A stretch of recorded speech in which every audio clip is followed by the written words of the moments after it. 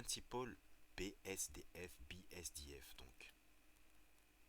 C'est un matériau. C'est un matériau et non pas une texture. Et un matériau peut être composé de plusieurs textures. Donc ce serait incomplet de dire que cela est une texture. C'est un matériau car on peut y mettre, là où vous voyez chaque couche, une texture.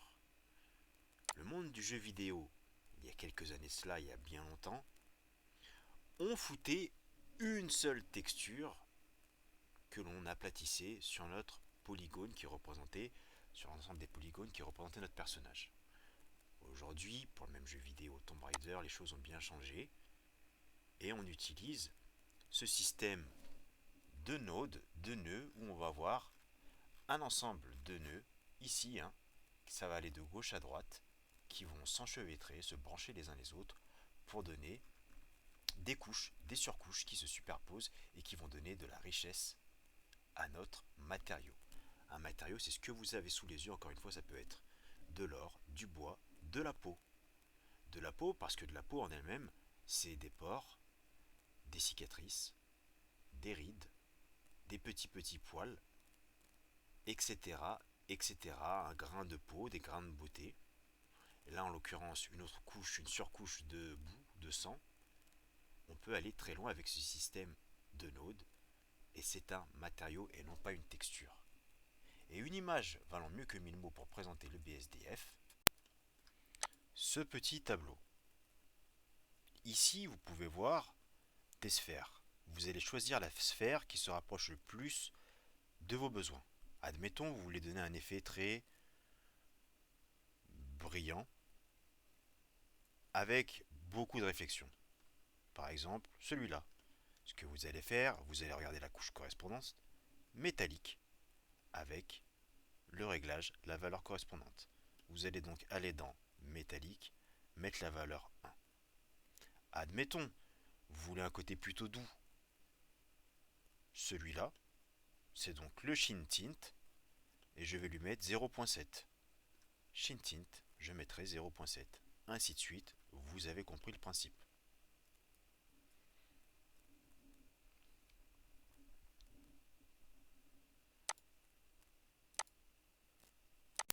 Et tout cela parce que l'on travaille en procédural. Le procédural, c'est quoi? Les textures procédurales, parce qu'il s'agit de textures procédurales, en fait c'est toujours des textures mais procédurales, sont des textures générées mathématiquement par la machine, des motifs paramétrables appliqués sur l'objet. C'est-à-dire ici, je vais rajouter une texture procédurale générée par l'ordinateur. Je vais faire, dans le shader editor, je clique dans le vide, je vais faire Shift A. J'appuie sur majuscule, j'appuie sur A. Et je vais choisir texture, c'est donc une texture procédurale. Et je vais prendre par exemple la Wave Texture pour faire du marbre. Je branche la couleur dans la base color. Et là vous voyez que ma texture procédurale est appliquée. Je vais faire quelques réglages et c'est en ça que le procédural c'est intéressant. J'ai la main sur beaucoup de paramètres et la qualité n'est jamais altérée quand je zoome. C'est juste à moi de trouver les bons réglages, mais c'est moins limité que d'appliquer une texture en photo, chose que l'on verra quand même juste après. Et pour vous faire comprendre la différence entre texture à partir d'une photo et texture procédurale donc générée par la machine, laissez-moi vous présenter ici une texture de pierre mélangée avec de la mousse photo. J'appuie sur point, je pivote autour et vous voyez, quand je zoome, ça pixelise. J'aime bien comparer la texture procédurale et texture photo à Photoshop ou Illustrator entre le vectoriel et le matriciel. Matriciel, le pixel. Vous zoomez sur une photo qui est faite à base de pixels, à un moment, forcément, elle pixelise. Vous zoomez sur un élément vectoriel, jamais il ne pixelisera. C'est pareil pour le procédural. Ici sur votre gauche, vous avez un mélange d'herbes et de pierres fait en procédural. Vous pouvez zoomer à l'infini. Et plus vous zoomerez, c'est pas ça va devenir plus dégueulasse, mais au contraire, ce sera de plus en plus riche. C'est infini, c'est ça le procédural. Et voilà à quoi ça sert. Et surtout qu'après, c'est un point de départ, c'est paramétrable et on peut partir dans toutes les directions. Et en fait, chose à savoir, c'est qu'un shader, ça s'appelle un shader parce que ça a des couches, mais surtout parce que ça interagit avec la lumière. Si ça n'interagit pas avec la lumière, ce n'est pas un shader. Regardons un peu le node, le système de node. On a quelque chose de plutôt pas mal pour arriver à ce résultat-là. Tandis que pour ma texture de pierre plus herbe, j'ai un shader qui est beaucoup plus basique et c'est celui que nous allons voir ensemble. Car c'est à peu près tout le temps, les mêmes réglages que l'on a. On branche dans la base color une image. On branche dans le roughness une image, mais c'est la map de roughness. Regardez, il s'appelle ROUGH. Le roughness, c'est tout simplement la brillance, car tout élément a un rapport avec la brillance ou non. Et il faut donc une map pour donner ces informations-là.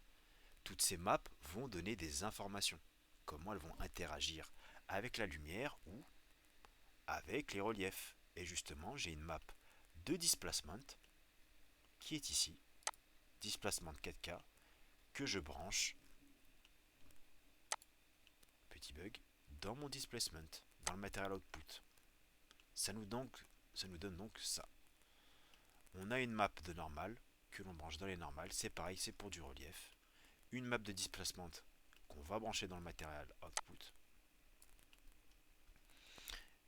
Bien évidemment, le plus important, la base color. Ça, c'est comme à l'époque des jeux vidéo à l'ancienne.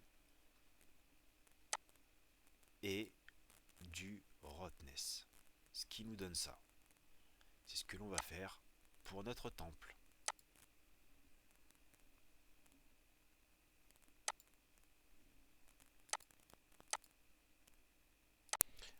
Alors, comprenez bien ce que cela veut dire, ce que cela implique.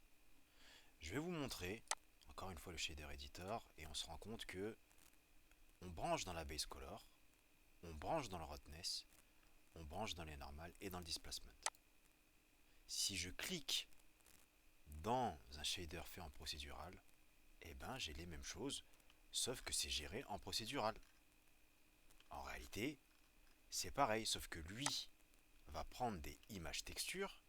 Regardez ici en fait, comme texture j'ai des images textures, je vais vous montrer comment on les crée, mais lui prend tout simplement, hop je clique dessus, des textures procédurales, à savoir des rampes, des bumps, etc., etc., des mélanges un peu farfelus, mais pas d'images texture. Comment rajoute-t-on une image texture et surtout où les trouve-t-on?